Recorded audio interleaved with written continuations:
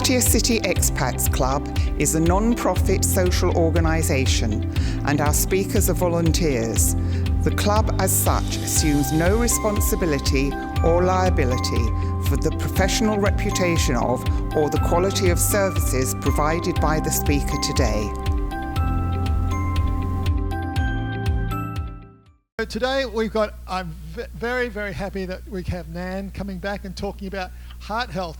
Anybody who has a heart here still after all their years in Pattaya? Still have a heart? Yeah? Okay, cool. Not broken too many times? All right, excellent. So she's going to be talking about heart health. So I remember very well, first time I met Nan, she came in, wandered in, and she looked a bit lost, so I said, come and sit on our table, and got talking, and thought, wow, this woman's interesting, nutritionist, she's very articulate. I said, yeah, you should give a talk at the club. So she was silly enough to say yes. Who was here for the first and most recent time she gave a talk? Only talk. It was really good talk, excellent talk. And so she's been tempted to come back and talk to a topic that's close to our hearts.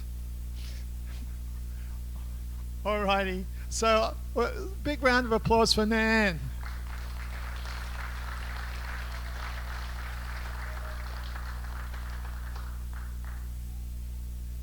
So see, and she's like the second best looking person that's been on the stage today, you know. It's really Thank you. Wow, that's a lot of you guys today. Good morning, everyone. Thank you for being here. And like Ren said, I am honored to be back here again to present you my presentation on the topic that is close to our hearts: how to prevent strokes and heart attack naturally. To be honest though, today I was expecting there's gonna be a little screen here so I can see what I'm about to talk about, but my apology if I have to turn around like this sometimes. So, I want to tell you a story of what happened to me this year particularly that got me to think about this topic to present. My uncle had his second bypass surgery this year, and it was very devastating for me and everyone. And according to his CT scan, there are 2 more potential blockages coming. So we're trying to make sure that it doesn't happen. So I think that we all can relate to the fact that this is what is scary about heart disease, is that you don't know when it's going to happen to you or the people that you love. 3 months ago, a doctor from Bangkok Pattaya Hospital already gave the talk on the same topic, and the talk is called How to Keep Your Heart Healthy. And I was at his talk as well. He talked about what you should be checking for in terms of assessing your risk for heart disease. And I think that his talk was very informative in that department. So today, we are going to focus on what we can do daily in order to prevent this event from happening altogether. So I hope that you enjoy this presentation and find it helpful, and that you have some takeaway from it. Oh, just right here, right? How do I do this? It's just first one, and just point over there. Down. Sorry. Oh, okay, so I got it wrong. The down. Okay, thank you. So let's start with the awareness that cardiovascular diseases are the #1 cause of death globally. What does it tell us? Maybe all of us here have already developed signs of atherosclerosis at some point, including me. How early do you think this problem starts? According to a particular study called P-Day studies, which involves autopsy in young individuals to find the signs of heart disease, The study's result has been really revealing. It can start at early as the age of 17. That is very surprising, right? That a young person can start the signs of heart disease that early. And majority of people will develop some sort of atherosclerosis at some point in their lifetime. So I'm sure I have something going on in my body already. And the severity, though, it varies, depends on the health factors and lifestyle. So what does this tell us? It tells us that there are factors that we can't control, and it's never too late. So today, we are going to review the process of atherosclerosis, or ASCVD, and then we will identify the key factors together at what point and what we should be targeting on so that we can use the diet and lifestyle modification to make sure that strokes and heart attack doesn't happen. And I call it a Heart Smart plan. So let's start with the question. How does a stroke or heart attack happen? Does anyone know what's happening in our body? I see some hands. Excellent. So this is what happens in our body. It starts with the damage to the artery wall. And as you can see, there are molecules in our bloodstreams that can act like little glass shards that can cut the artery wall. And that causes a chain of reaction, which can lead to stroke or heart attack. Now, these molecules can be the result of inflammation, oxidation, or high glucose in the bloodstream. And then, just like when your skin gets cut open, you are vulnerable to the outside environment. So in the bloodstream, there are lipids molecules, which are a type of fat. Particularly, this injury site is very attractive to oxidize fast in the blood. So LDL, which we know as bad cholesterol, can get attracted there, and triglycerides. That's like the majority part of the plaque that is formed up. And the body wants to heal itself by sending the immune cells to the injury site. So it starts to clean up these fatty deposits, but it's quite counterproductive because it becomes foam cells and it pile on top of the plaque too. And as you can see, there are calcium deposits, and this is the body's attempt to harden up the plaque. And the final step is that the body starts to create scar tissue layer on top so that it's sealed up and there's no more building up of the plaque. This process should be done, but the problem is, as you can see, the inside of the blood vessel, it's narrower, so there is more blood pressure going through that area because the smaller lumen. And with the friction that is caused, and also if we have the molecules that can injure the artery wall, just like what happened at the first step, it can aggravate and irritate the plaque that is already sealed up.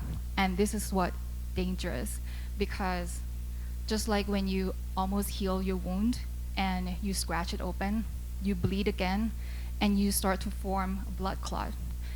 But inside your artery, this blood clot can get so big, it blocks the entire blood flow to your heart tissue or to your brain, and that causes strokes or heart attack. But this is not always the case, because there are two types of plaques. First one is stable plaque, and the other one is unstable plaque. What is the difference between the two? The cap on top of the plaque. The stable plaque has a thick cap, and the unstable one has a thin cap. So we want to make sure that the body can build a thick cap on top of the plaque that's already happening. And that's the goal here today, because I believe that a lot of us probably have something like this going on inside our body already. The only way to find out is to do the scan, but we can assume. And then we can reduce the factors that can aggravate and irritate the plaques that are already formed. So the big question is, okay, so let's start with the key factors. So these are the factors that I identified, and I hope that you agree with it. First, we have to reduce inflammation. That is like the priority here. And the second is to maintain healthy blood lipid profile, particularly reducing triglyceride and bad cholesterol. And the third thing is to maintain healthy blood pressure so that there is less friction on the plaque that's already formed. And then optimize calcium regulation, because the more calcium on the plaque it is, the more fragile it is to rupture. And that's what's dangerous. So, can you really reverse it? This is a big question, right? I looked into this statement because it seems like it's over-promising, but I found out that you can actually reduce the size of the soft plaque, which is the step number 2, where there are fatty deposits on top of the artery injury. And then we can allow the body enough time to seal it up so it doesn't grow any bigger. But the one that is already sealed, the plaque is fully grown, you cannot reverse it. But our goal here mainly is to prevent the existing plaques from getting ruptured. So here's the plan. I created this plan, and hopefully it's not a vague recommendation and something that you can actually take action today. And the following slides are quite detailed because I designed it in the way that if you prefer, you can download the slides at the end of the talk. You can just scan the QR code and you can get the PDF form of the slides if you prefer to do so. So let's start with the diet. This is probably the hardest thing to change for all of us. We all have our own preferences. We all have our own diet. Some of us do low carb or keto, or some of us do vegan. But I believe that the recommendation here can apply to every kind of diet that you're in. So let's start with the good fats. I know that you might be asking, well, the majority part of the plaque is fat. Why do we need to eat more fat, right? The thing is, there are 2 types of fats, bad fats and good fats. And we need fats in our body for so many functions in the body, including regulating inflammation. We need essential fatty acids like omega-3 to reduce inflammation, and all the good fats from natural whole foods to reduce triglyceride, LDL, and increase a good cholesterol, which is HDL. So I don't have to explain too much about bad fats because we probably already know at this point that fried foods are not good for you because of the oil that they use. They reuse the oil so many times. So the fat that has been exposed to oxygen and heat get oxidized. And no matter how good that oil is, like even extra virgin olive oil, when it's exposed to heat and getting oxidized, it's inflammatory in your body. That's why you can see the little box over there that says high temperature cooking. You want to use saturated fat for cooking if you know it's going to be high heat, because you want it to be to not be oxidized, and that's not going to be inflammatory in your body. But use it moderately because saturated fats can still raise the LDL level. And as you can see, I put trans fat there. I think everybody already know trans fat are the fats that are fake. That's what I call it, like man-made. The body doesn't really know how to process it, like margarine and shortenings. And refined sugar, even though it's not fat, it raises triglyceride level because of excess calories. So I picked the top 3 ingredients that I believe everyone has access to in Thailand, which is olive oil, avocado, and cold water fatty fish. I know I address cold water fatty fish, but because we're in Thailand, if you go to the fish market, you can find fatty fish as well. And although they might not have a lot of fat content like salmon, mackerel, and sardines, but they are still very nutritious. So here's the daily recommendation.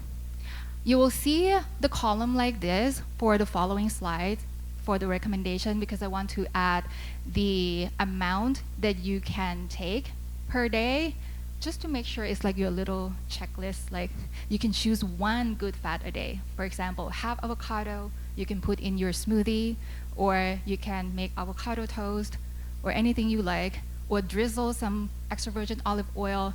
I have the checklist on the table, as you can see, so that I incorporate what I recommended into an actionable piece of, takeaway. All right, so that's with the good fats. And the next one is fiber.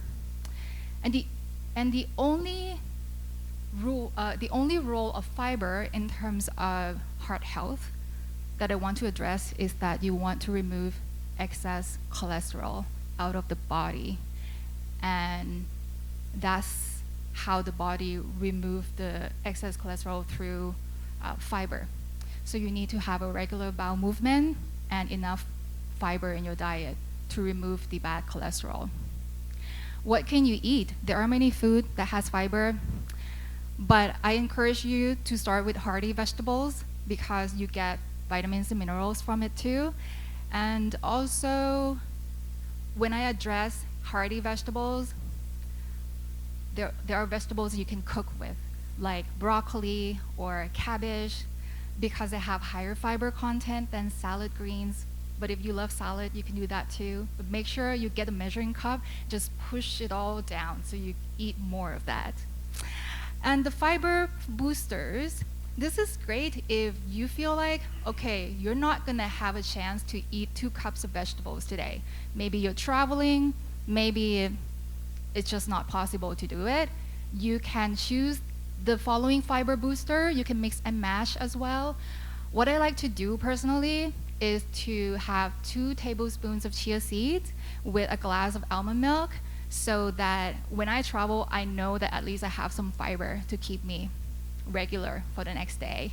Like you can do psyllium husk as well. All of these fiber boosters needs a lot of liquid to go with it, so make sure that you have a lot of water with that. And the last recommendation for the diet, it might be a little more challenging, but I think it's very doable if you cook at home. You need antioxidants. What is an antioxidant? You see, our body is like a car. It's like an engine, right? Not an EV car, but like a regular, normal car, the gas-fueled car, because when you start the engine, you have the byproduct that is exhaust. And in our body, we produce free radicals as a result of our metabolism all the time. So when we have a lot of free radicals in our bloodstream, it creates inflammation. And inflammation is what we want to avoid, right? So we need antioxidants. Antioxidants come from a variety of different colors in vegetables and fruits. But I want to address that you eat more vegetables than fruits because of the sugar content. Now, remember when I mentioned 2 cups of vegetables? Well, pick another cup or add one more color into the mix. So green plus red, or green with the purple. Like you can have different colors every day if you want. And the other source of antioxidants that are great for you is from nuts and seeds, because they're full of minerals and vitamin E. My top 4 are Brazil nuts, almonds, walnuts, and pumpkin seeds. For Brazil nuts, please don't have more than 5, even though they're delicious, but they can be toxic if you eat too much. So that's pretty much it. This is your diet plan. Every day, take the step number 1, choose good fats, anything that you want. My go-to is always avocado, and then I can always add other things if I want to. And then step number 2, choose how you want to get fiber in your diet today. And step number 3, make sure you have more than one color and have some nuts and seeds as snack. Now, the next one is your supplements. I know supplements can be different, depends on whether you're taking medication or you have a specific health condition. So for this one, because they are very concentrated nutrients, you want to make sure that you consult your healthcare practitioner and find out if it's right for you. So let's start with the first supplement, omega-3. Yes, because we want the good fat, and this one is very, very important.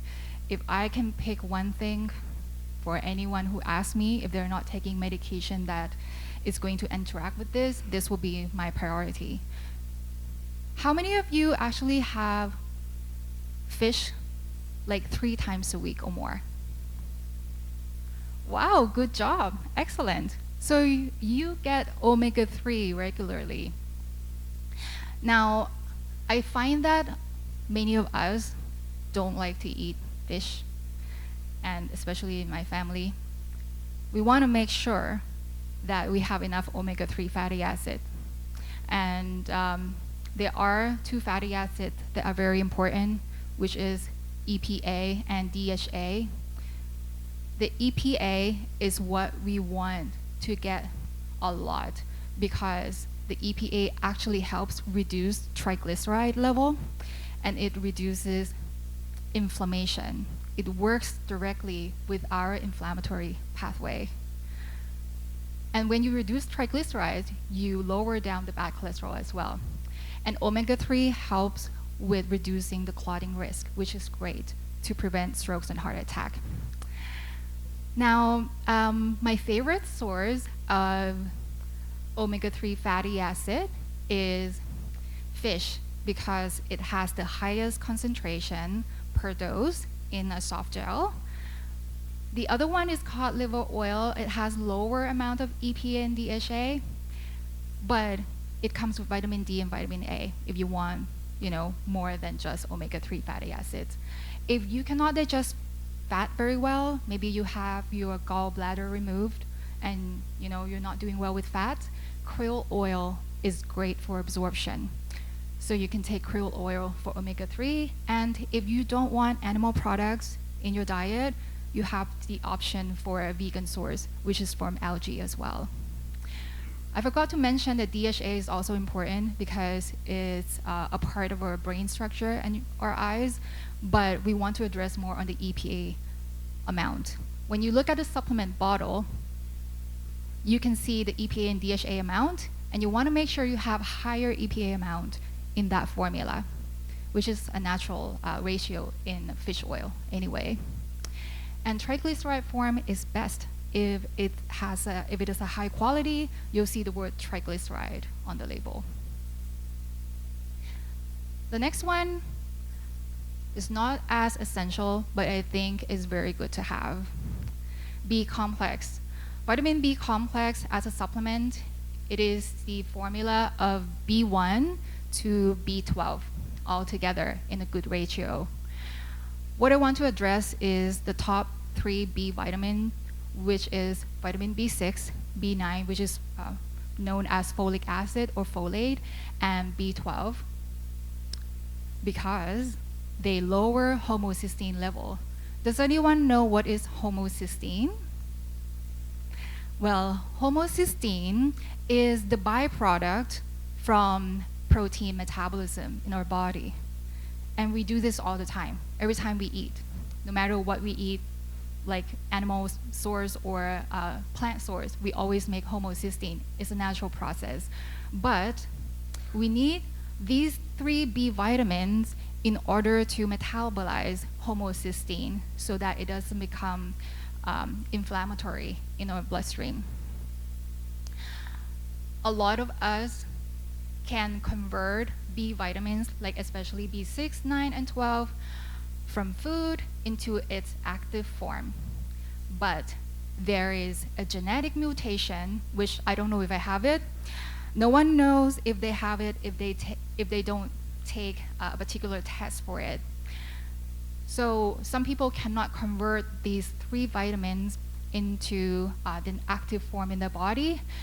So that's why supplementing a B complex formula with these B vitamins in these following names is very crucial, because you want to make sure that you can metabolize homocysteine in your system properly. Now, it has to be these names, not folic acid or any other name, because I know some form can be a different name, right? So that's why I put it on the slide here as a reference for you. And the next one is magnesium. Magnesium is a stress reliever, relaxing mineral. It works with calcium. And it works particularly together for muscle contraction. And that's why it's great to help with your heartbeat and your blood pressure. And one interesting thing about magnesium is that it helps reduces inflammation, which I find is interesting because I didn't know about this before. But it works particularly on an inflammatory marker called C-reactive protein. So if you do your blood work, you probably have seen it on your blood work report. That's a very good and interesting thing about magnesium that I found out recently.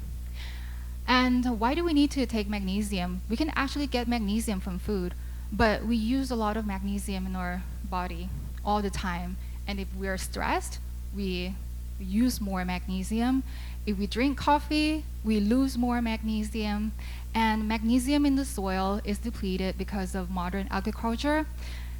And no one is going to measure how much magnesium they're getting daily, even though the RDA state that you should get 400 milligrams a day, right? So I think that to make sure that you get enough, supplementation can be helpful. And the form that I recommend are the 3 forms here. Magnesium oxide is the least absorbable and is very common in supplements. So the magnesium citrate will be a very good absorption and good for the kidneys. If you have kidney problem, this one is not going to tax your kidneys so much, and it helps with constipation if anyone needs a little bit of help with that. Magnesium malate is great for muscle energy. So if you want more energy or you train or you work out, this is great for that. And magnesium glycinate, this is my mom's favorite because she has trouble sleeping. She told me that she took magnesium glycinate and it actually helps her to sleep better because it binds with glycine, which is the amino acid that helps you relax. So you can mix and match and divide the doses and make sure you get enough magnesium per day, and that will be really helpful for your heart. Last but not least, this one works with calcium regulation. Does anyone take vitamin K2 already? Who's taking K2? Excellent. So you know the benefit of K2, right? Remember the calcium deposit on the plaque? We want to make sure the body set the priority right. Vitamin K2 helps with that, and let me explain. I believe that a lot of us are already familiar with vitamin D3 in terms of increasing calcium uptake in the body and also support your immune system. But when you have a lot of vitamin 3 in your system, you get more calcium in your bloodstream. But where do they go? You ever wonder? Because vitamin K2 needs to take the calcium into the right place, which is the bones and the teeth. That's why we need to supplement K2. You can get vitamin K2 from fermented foods like yogurt or kimchi, but the bacteria makes vitamin K2 for us, but how do we know we're getting enough? right? Supplementation can help guarantee that you get enough per day, and the dose for everyone is about 100 to 120 micrograms a day. You can take once a day, but for vitamin D3, you want to make sure that you test your level so you know where you are. You might need more, you might need less. Everyone is different, but you want to have a balance of both. And the last supplement is not an essential nutrient because we can make it in our own body. Coenzyme Q10. Is anyone taking coenzyme Q10 already? Excellent. Coenzyme Q10 is a powerful antioxidant that we can produce in our body, and it works with antioxidants that we get from food in order to fight free radicals. And when we have lower free radicals, it reduces inflammation. But the other important role of coenzyme Q10 is that it helps with cellular energy production. Do you know what mitochondria is? Yes. The mitochondria is an organ in our cell, it's an organelle that produce energy for our cells. And the mitochondria needs a lot of coenzyme Q10 in that process. As you can see, I add a small box over there that says statins depletes coenzyme Q10 level. Because of the pathway this medication works, it helps stop cholesterol production in our body, but it also blocks the same pathway that we can produce coenzyme Q10 in our body.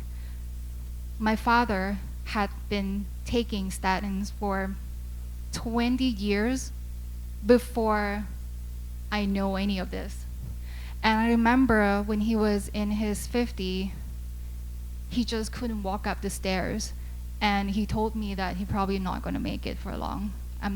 But he had other health problems too, but I feel like statins is probably one of the problem because we didn't know that we have to take coenzyme Q10.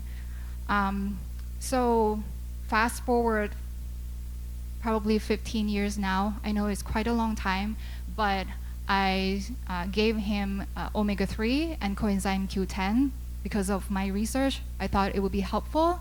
And now he is much healthier than he was in his 50s. It is amazing to see how much you can do to help your body, because your body learns the way that you train it, right? Like with diet and lifestyle, the things that you do every day. So it's a common knowledge, if you're taking statin, highly recommend that you take 200 milligrams a day for coenzyme Q10. And the form to choose doesn't really matter much, but if you're chronically ill and if you really could use some help, for the body, then take ubiquinol.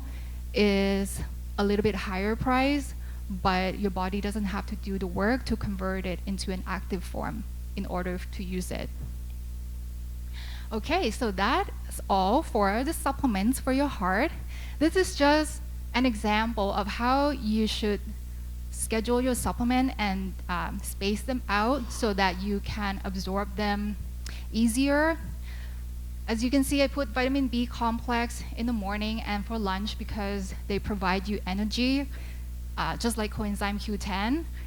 And magnesium can be for lunch and dinner because you can relax after dinner as well. And this is just an example. So if you have medication or other supplements, you can space them out throughout the day. And the last thing is the lifestyle. This is what we do every day. And we are the creatures of routine, right? So in order to really do something good for your heart, we need to do a couple of things. First, intermittent fasting. Is anyone already doing that? Excellent. Yes, fasting means no food, only water is allowed. And the reason that we don't want to be eating all the time, we just kind of like a Thai culture. I know if you understand, as a Thai, we eat all day long, right?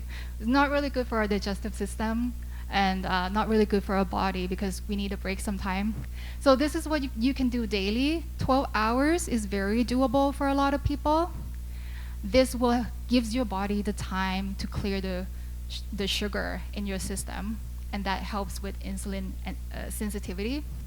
And the 16 hours is what I do, and I encourage my parents to do as well, because you can get deeper cleaning in your cells. So your body has the time to clear up the cholesterol and also any inflammation that's lingering in your body.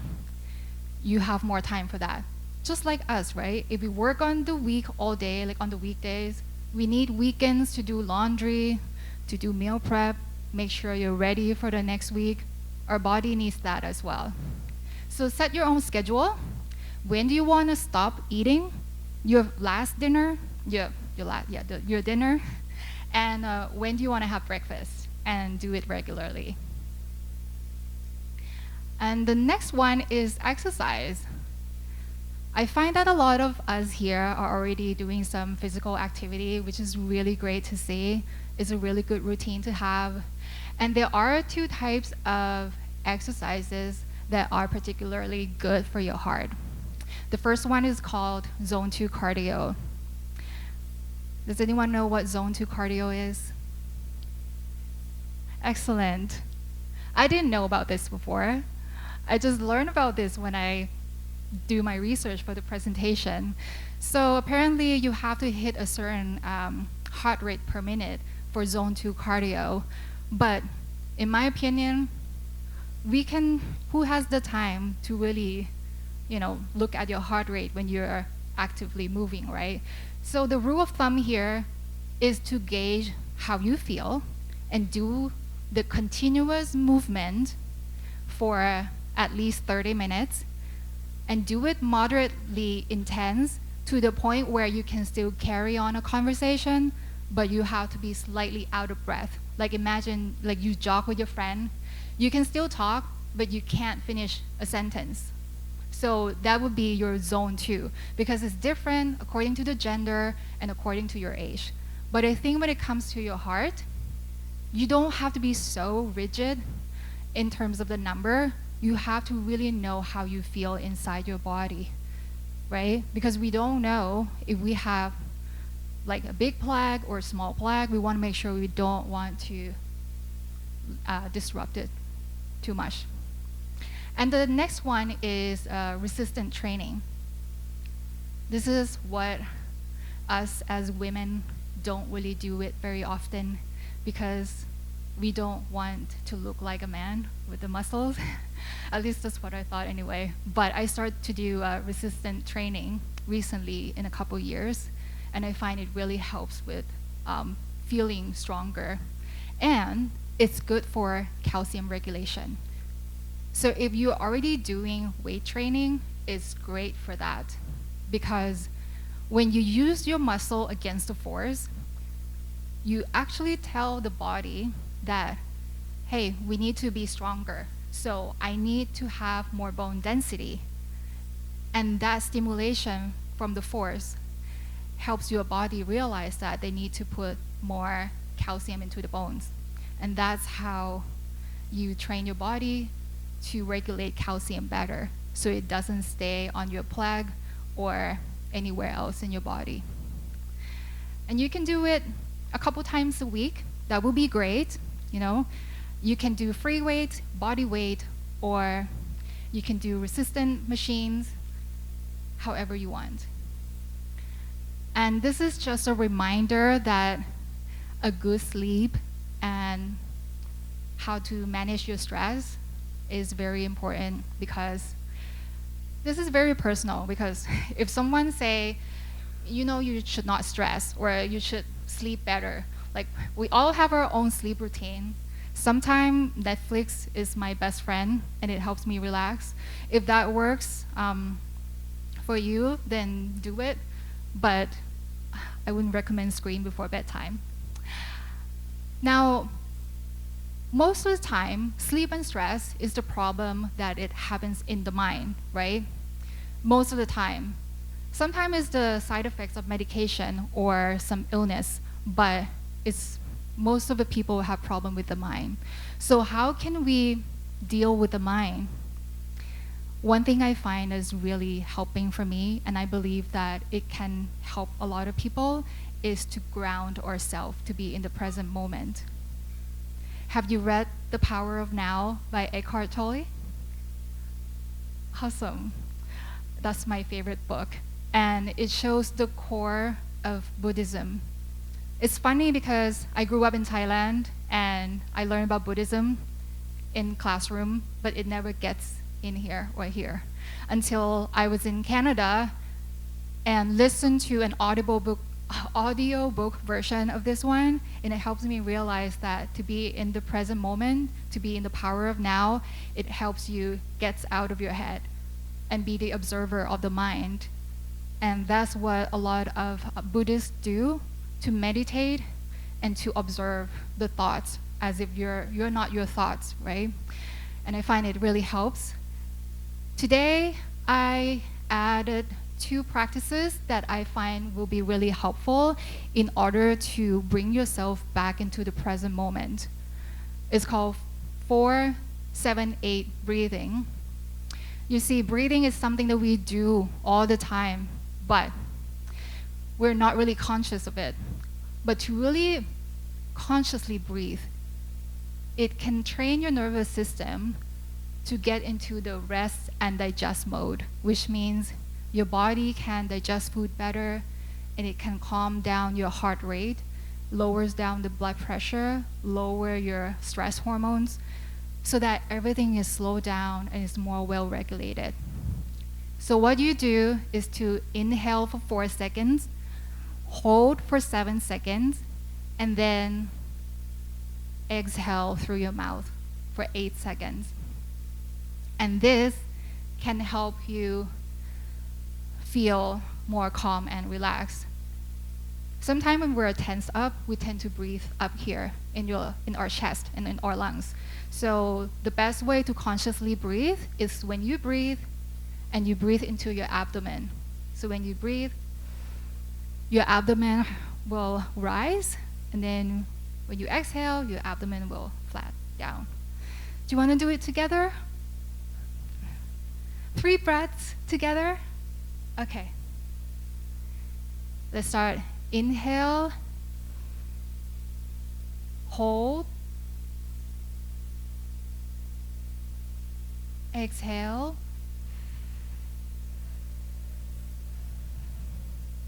inhale, hold, exhale.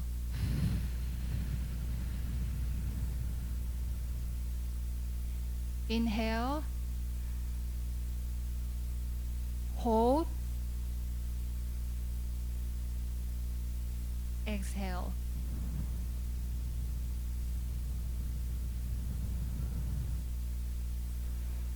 How do you feel? Better? Thank you for being so nice and helpful. Okay, I'm glad that you enjoyed that, and don't forget to breathe into your abdomen. Last thing, just a reminder, please make sure you drink some water. Actually, I should do it right now. Cheers. Because it helps with your blood pressure. Just lower down your blood pressure, help with detoxification. And if you're thirsty, that is a bit too late. It means that you're really dehydrated. And it helps your heart too. So here's the plan. Your Heart Smart Roadmap. First, let's evaluate where you are right now, right? Maybe you can watch the talk that the doctor from Bangkok Pattaya Hospital talked about in terms of what you need to check for and assess your risk. And make a goal, what do you want to change in the next 3 to 6 months? And then apply the change. You can choose 1 supplement to take or 2, Or you can change your lifestyle or your diet and be consistent. Make it a part of your life. And in 6 months or 3 months, check again, how is your blood work? How do you feel physically? And then refine the process and see what you can do better. And that is how you make a real change, a permanent change. I have to tell you, my father, apart from his stubbornness that get himself into injuries once in a while, he's a very strong person now. He doesn't complain when he walks up the stairs for 4th floor or more anymore. So it's really, really good to see. So we can do it too. And now is your turn. Let's make it happen. This is the QR code that will lead you to the survey, which takes only 15 seconds to fill. I would like to know how you feel about my presentation, what I can change to do it better next time. And you can just rate from 1 to 5, very easy. And if you would like to add any comments, feel free to do so. And once you submit it, you'll get the link to download the slides and also the checklist that I created for you here. There are some on the table already. If it's not enough, you can print them out as well. I put the recommendation that we talked about on the slides, on the checklist too. And there is like the area where you can put your medication and supplements and kind of schedule it. So it's like a reminder. You can put it on your fridge and see, okay, what can I do for my heart today? So I hope that you find it's really helpful. Thank you all for being here. I appreciate that you're here today.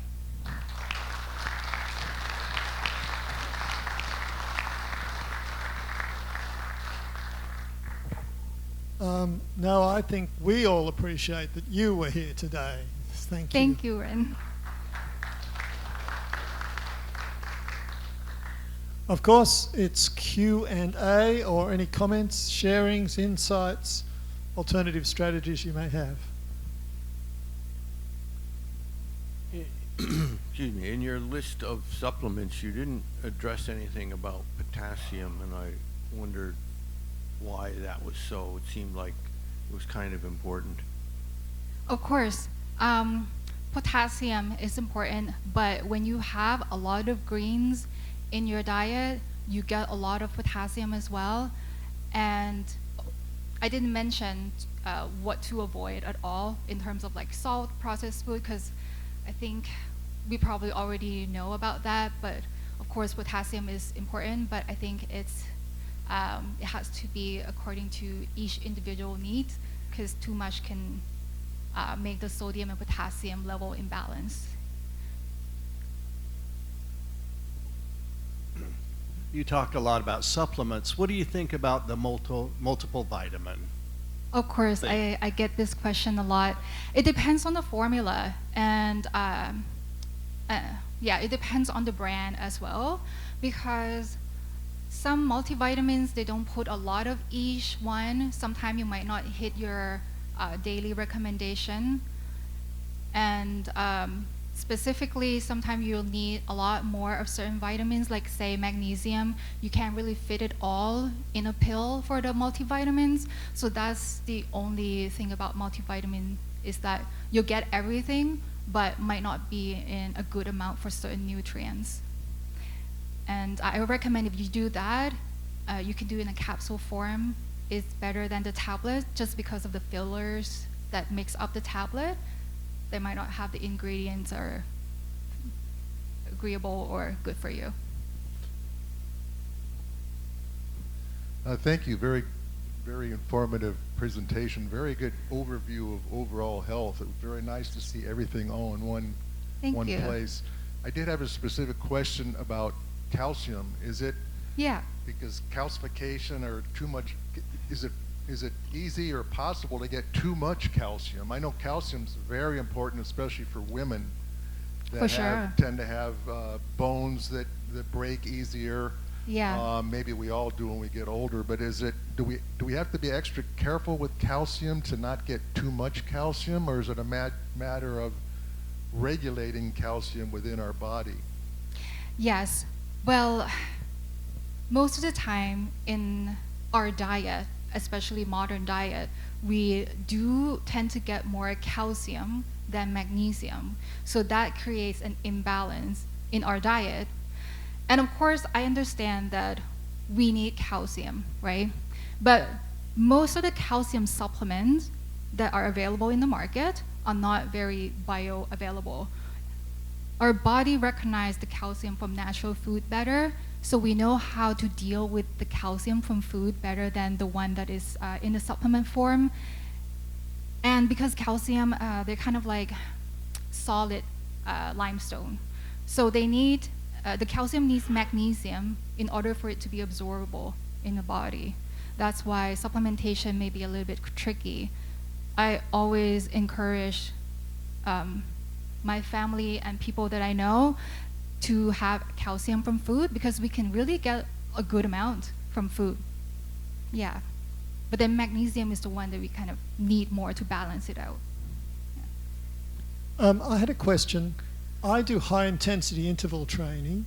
This is something you looked at when you looked at various forms of exercise, etc. Because some of the research into high-intensity interval training is very incredibly positive about it. Yeah. Do people understand what I mean when I say high-intensity interval training? Okay.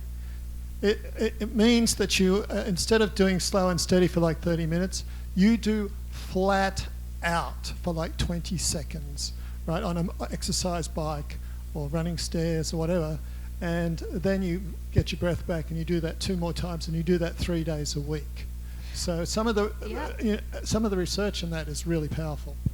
Yes, yes, because the way that you have to really exert yourself in a short amount of time, it helps with the strength and the flexibility of your blood vessels. If you start doing that, because you've been doing it a long time, right, it actually helps your heart immensely because you have to really bring your best in that particular amount of time, right? It's great if you're physically healthy and you can do that. But for some people who probably might have already some problem with the heart, it might be too much for them because of the blood pressure can run through the blood vessel and it can actually irritate the plaque, right? So we want to make sure that not too much go through so that it's safe, but because everyone is different. But I'm sure that your blood vessel is pretty flexible at this point if you do HIIT training. Yeah. Yeah, no, I'm not suggesting that you suddenly go from no exercise to high-intensity interval training, by the way. Yes. I was just, no, because I was already doing it for years, and Right. then a BBC special came out with Michael Mosley about the truth about exercise, and he was a medical doctor, and he went to the University of Birmingham and said, you know, and he said, I've read the research on this, but I really find this hard to believe. And they put him on he was pre-diabetic, and they put him on an exercise program like I've described on an exercise bike. And his total exercise time for 4 weeks, right? So he's doing 3 lots of 20-second bursts, 3 days a week for 4 weeks. And in that time, his insulin response improved 23% on the basis of like 12 minutes exercise, not including warming up and warming down. But yeah, you don't just go into it unless you're already fairly healthy. The other thing I thought I should mention is Health Hut, who have given talks here before. They actually have a magnesium cream which you rub into your skin because apparently it's more easily absorbed through the skin at night, you know, to put it at night rather than in supplements and stuff. So Health Hut. Yes. I should get him back soon to give another talk. Or, yep, another question, right. Thank you very much for an excellent presentation. Thank you. I find I have quite a bit of problem with lower leg cramps and foot cramps, particularly at night. Right. And I'd always thought about potassium, but never magnesium in Right. helping with that. I found that my doctor didn't want me to take a lot of potassium. In fact, I had too much. So Right. before I had a surgery, I had to stop taking the supplement. But would just magnesium should help with that, do you think? Of course, yes. Now, just like Ren said, there's also another form of magnesium you can try. You can put it topically on your skin. That can get the magnesium absorbed in the area where you need to, relieve the muscle cramp.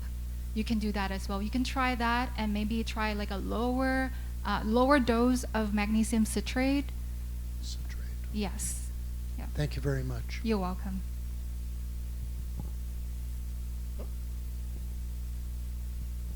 Thank you. Wonderful. Thank you. Wonderful talk. The people that I have known that had to take statins couldn't eat greens or broccoli because of the vitamin K content. Right. Mm-hmm. So how do you go about weaning somebody off of statins and keeping them healthy and moving to a more natural diet? For sure. So, like for my profession, we're not supposed to say stop taking medication because you always want to work with your doctor, but there are ways to help improve the cholesterol profile in your body by using the recommendation that I showed on this talk. So your question is, how do we help someone kind of go lower on the dose of the statin, right? Yeah? Well, you see, I think there's a reason why the doctor prescribed statin to stop the cholesterol production. And I don't know that particular reason, but we have to figure out how do we do it without the statin medication. And maybe we can talk about it after. Yes. Oh. Okay, hi. Hi, Nan. Thank you. That was just the most fabulous presentation and so professional. So I'm a doctor from Australia, and thank you. The way that you talked about nutrition and physical activity is so approachable, and it's the sort of stuff that generally your doctor can't give you a talk about. And it came across so clearly, even compared to that one that the doctor from Bangkok Hospital gave recently. And I just implore everybody, what she's saying is that's all the latest research, and it's really up to date and a fabulous thing. So if you do that QR code, you can get her slides, and it's just so generous of you to give all that, because that's really the nuts and bolts of that stuff. So the only other thing that, they talk about for GPs in Australia is they talk about SNAP: smoking, nutrition, alcohol, and physical activity. So the only other things are the things that probably you don't want to talk about, which is alcohol and smoking, and how unfortunately they're really terrible for us and they're terrible for our bodies. So, but otherwise, what she said, I just implore to everybody, this is really important, and she's absolutely, there's just almost nothing else that you could add to that. So you're sort of doing yourself out of business, but I'm sure anybody would benefit from talking to her more personally about it. Thank you. Here. Yeah. Oh, thank you so much.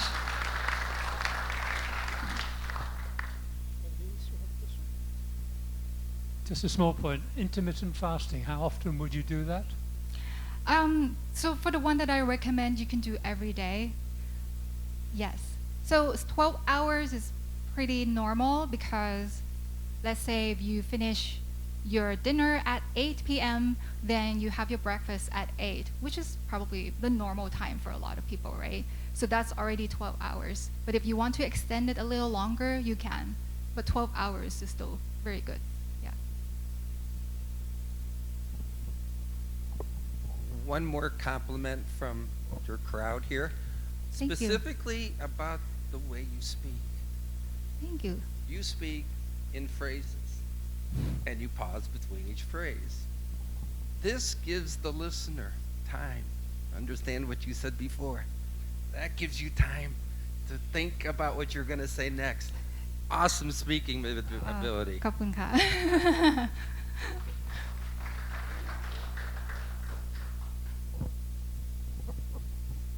Yeah, I want to thank you for confirming what I've been doing for 65 years.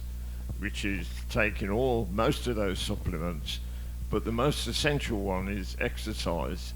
And I found that doing 15, 20 minutes a day of calisthenics or something like that has benefited me.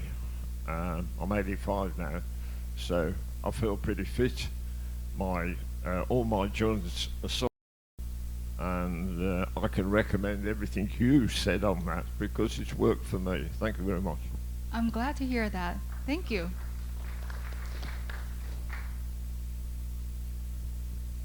Your breathing technique. It is classic in the martial arts to begin every class with that kind of breathing. It Right. focuses your attention. It's bringing it all the way down, and it really works. You do this 5 times, and everything else except where you are right now is forgotten. Right. Get you ready. Yes. Thank you. I didn't know about that before.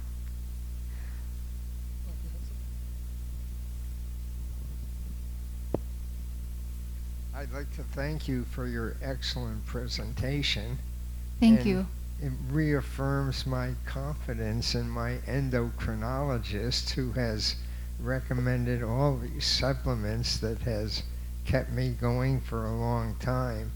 And your speech was absolutely impeccable. In your entire presentation, I think I heard only one Thank you so much. You're great. I practice with the breathing technique. Just breathe in, no And of course, you as a qualified nutritionist, do you take private clients? If people want to see you not privately? at the moment, just because I have to manage my time better. You know, when we do recommendation, like personalized recommendation for someone, I usually do extensive research, and I'm creating a system where it makes it easier to help more people. That's why I'm doing this presentation today, and that is something that you can do no matter what condition you're in, and the rest of it you can work with your practitioner. Just an expansion on your breathing techniques. If you lay on your left-hand side when you're about to go to sleep and block your right nostril and then breathe with your techniques, it'll send you off to sleep a lot quicker. So you're saying that you're going to sleep better? Excellent. That's great to know. Thank you for sharing. All right. Well, thank you so much, Kun Nan.